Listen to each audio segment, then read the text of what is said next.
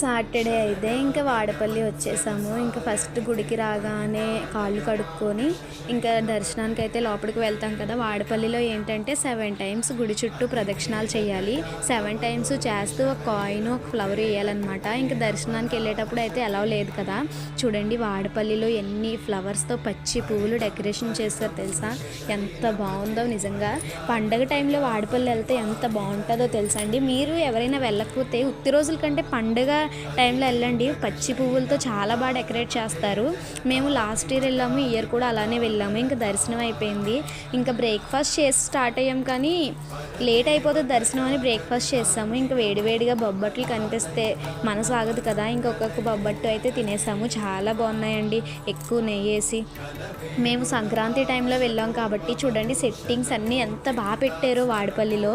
అంతే అండి, దర్శనం అయిపోయింది, అన్నీ అయిపోయి. Thank you for watching.